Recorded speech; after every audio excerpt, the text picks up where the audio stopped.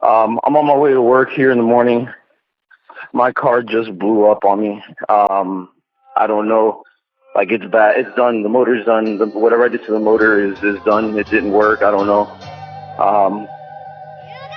And I'm walking to work. I left the car in the parking lot by the Sandkeep Bridge, but I'm really bummed out.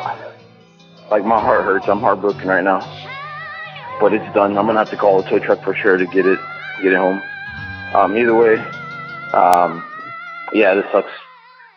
Just wanted to let you know the good news. Happy Easter. Bye.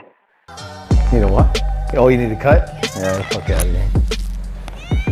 Yo, what's good, my peoples? It's IllRoller16 bringing you guys another video. Today we're gonna be working and talking about the Turbo MX3. As you guys heard in that little snippet of the voicemail, my car blew up on the way to work on Easter Sunday 2 years ago. And let me give you guys a little backstory on that. I'm not gonna get too technical about it. We can talk about it later. But pretty much, I had a thrust bearing failure happen on the motor when I dropped the pan for the first oil change. I did everything, crossed my I's, dotted my T's pretty much when I did the rebuild on this car. But I didn't expect, but I think it was either bad machining or it was clutch adjustment. I got a spec stage 3 clutch on there. And it's easy to point the finger, you know, at the machine shop and, you know, not take accountability. But to be honest with you, I think it was the clutch adjustment on my part. So, you know, you kind of got to take that one, take the heat with it. And, you know, what's done is done. So I tried to put a Band-Aid on it by replacing the thrust bearing and the, the main cap that holds the thrust bearings. But unfortunately, it was just too far gone. So on the way to work on Easter Sunday 2 years ago, the motor gave out. Had to get it towed home. It was just a big pain in the ass and really was mainly a lack of motivation. You know, if you've been into cars and you've had some failures and stuff like that, you can kind of relate. But regardless, I haven't had any motivation to work on the car. I've been, you know, working on other things, especially on the other car, the all-motor car, which is kind of new to me, especially with the upcoming MZR swap. But anyways, it is coming up time for the MZR swap, but the MZR car is my daily driver. So before I can rip out the motor and do the MZR swap, I have to get the turbo car up and running. So it's time to get it up and running. No more, you know, being sad or unmotivated or sulking around. It's time to, you know, get the shit done. And that's what we're gonna do today. So we're gonna rip the motor out. We'll see what the failures were and we'll rip the motor apart and that's what we'll do today, guys. So without further ado, stay tuned. Let's get this motor out and get the Turbo MX3 back up and running, get it dynoed and get it right. Let's go.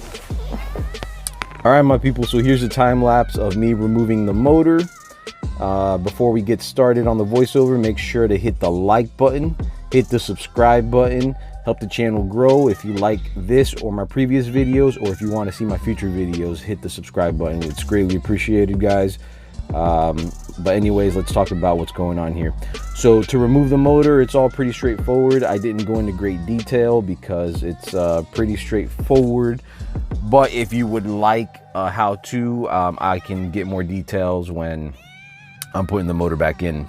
So right now what we're doing, undoing lug nuts, draining the oil, and all in preparation for the removing of the motor. We have to remove the axles, the half shaft. In my particular car, I'm removing the radiator and the exhaust manifold, as you just saw, because I need the extra clearance to not dent my radiator and my AC condenser. Used an electric impact on the axles, and now I'm just removing the motor with an engine hoist that is going to be much needed and going to be used a lot. So I went ahead and snagged one up with the stimmy. But yeah, here's a motor being yanked out. I had extra hands from Ryan helping me out, and this is the owner of Club Protege, so make sure to check out clubprotege.com and donate if you use these valuable resources, like myself. and a lot of other people have. So here the motor's out, you can see, looks clean and all that stuff, but internally all the damage is in the oil pan. And once the motor's out, pretty much all we got to do is put the wheels back on to roll the car forward and backwards, get it off jack stands. The whole removal took a couple hours, so it's definitely not as fast as this time lapse, don't be fooled. Anyways, that's pretty much all the commentary for the motor removal. Let me know what you guys want to see going forward, and back to the programming. All right, my peoples, engine is out, garage is a mess,